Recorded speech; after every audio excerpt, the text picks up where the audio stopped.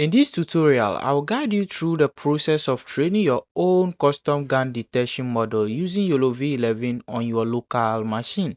We'll start from scratch, making it easy for everyone to follow along. This beginner-friendly guide is designed to be both informative and engaging, ensuring you gain valuable insights into model training. If this is your first time here or you haven't subscribed yet, be sure to hit the subscribe button so you don't miss out on future tutorials and helpful tips. Ready to do it? Let's get right into it. Alrighty, so to start off, I have a folder here on my desktop called data. And guess what? This folder contains the data I'll be using to train this model. So this is already prepared data I got from RoboFlow, so feel free to check it out. And in this folder I have test, train and validation, and test contains the images we'll be using to test this model. So when I open it, you can see we have the images and their corresponding labels, and this applies to all the remaining folders. So the train also contains the images we'll use to train this model, and if you open train, we have the images and their corresponding labels. So this is all we are interested in. We also have validation for validating the model. The most important file right here is the data.yaml file. So this data.yaml file contains the path to the train images, the validation and the test images, and we have to give this path to our model when we are about to train it. So this is all you have to know about the dataset, and from here we'll move on to Visual Studio Code. And in Visual Studio Code, I have three different files. So I have the train.py, main.py, and requirement.txt. So requirement.txt contains the libraries you have to install in order to train our YOLO11 model. So you have to install Tralitis, OPCV, Python, CV2, and NumPy. I've already installed these libraries and you should just go ahead and install them. Then we'll move on to train.py. So train.py, this script helps you to train your custom YOLO11 model. So over here from Australities, we are importing YOLO, okay, so that we can get an instance of the YOLO model. Then we have an instance of our YOLO model here. So we say model is equal to YOLO, and inside here we provide a particular pre-trained model we want to use. So we are using the YOLO11n, which stands for nando.pt. So this is the smallest model in the YOLO11 catalog. So we are using the YOLO11n. You can use YOLO11s, which is the smallest one. You can also use YOLO11m, which is the medium one, and YOLO11l, which is the large one. I'll use the nano, which is the smallest one. The bigger the pre-trained model, the higher the computational requirement. So I'll start with the YOLO11 nano. I think it works pretty well. Then from there, you have to give the path to your data.yaml file. So what you can do is to right click on your data.yaml and copy as path. So when you copy as path, you just come here and paste it right here. So this will give you the path to your data.yaml file. Make sure that path is right, because if it's not right, you will get everything else wrong. All right, from then we say model.train, and then we assign that to train result. And inside model.train, there are some arguments we need to give. Okay, so we give the path to our data set. So we have it here called data path, and also this path must be the path to the data.yaml. I'm emphasizing on that because when you just give the path to your data set, nothing will work. From there, we give it epochs. So these are the number of iterations our model trains. So I've given it 10 because this is a tutorial and I've already trained the model I'll use. So I just want you guys to know that this will run. So I'm putting 10 here so that I only train for 10 epochs. The image size is 640, and device here I'm using 0, which is my GPU. My computer is having GPU, so I'm specifying 0. If you are not having GPU, then make sure device here will be equal to CPU. And with CPU, it will take a lot of time to train. So if you have GPU, it will train faster. So I'll put 0 here, which is my GPU.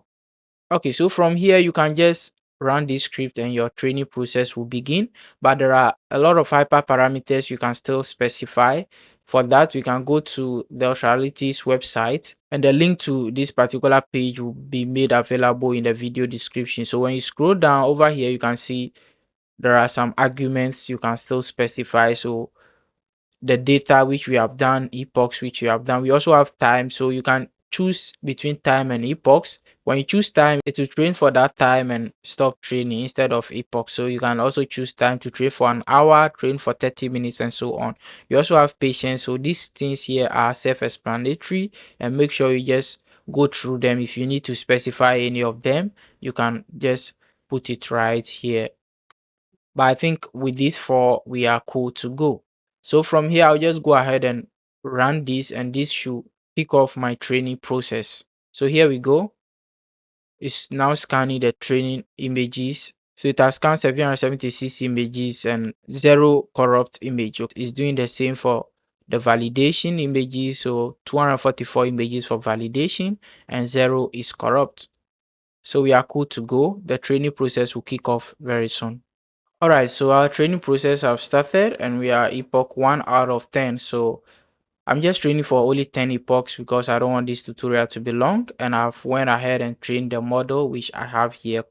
The name is model.pt. So that's the model I've used, and I'll make sure I share it together with the code with you. So check the description for the link. Alright, so the whole training process is done and you can see results saved to runs detection train. So this folder will be in your directory, and you can see we have a folder name here called runs. So I'll quickly close this off and then I'll open runs, and inside runs you have your weights and all your other graphs you will need. So confusion matrix, then we also have F1 curve, the labels here, we have the PR curve. Now this is the P curve, we have the PR curve, results.png, and all the other graphs you will want. So all of them are saved in your rounds folder. And also we have the weight, which is the most important thing. So we have the last.pt and a best.pt. So your best.pt is your best performing model. So that's the model you have to choose. So as I said earlier, I've already trained this. I only trained this one for 10 epochs, so it's not going to perform well. So the model I've already trained is called model.pt, which is right here. So I rename it to model.pt, and it's the model we'll be using. I'll make sure it's available for you guys, as I said earlier.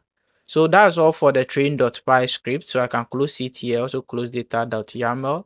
And the next file we are much interested in is the main.py. So this file is to run inference on your model. So I have a video here, which is the path to a video file, and this video file is in this particular directory. So I have the video here I'll be using. I've imported all these libraries here that I'll be using. So I created a video capture and then instance of the model. I created a while loop which will take this video file frame by frame, and also a logic here that will replay the video when we are out of frame. I've resized the frame to 640 by 480 and fed that frame into our model. Then over here, I'm just getting the important things I will need, such as the coordinates and the confidence, the detection confidence, and also the class detect. So the class detect, we are only having one class, so in that case it will be GAN. So make sure if you are doing it for multiple classes, you make sure you put all the names right here. Then from here we are checking if the confidence is greater than 40. Then I'll go ahead and render the rectangle around the detected object, and also I'll put the class name on it.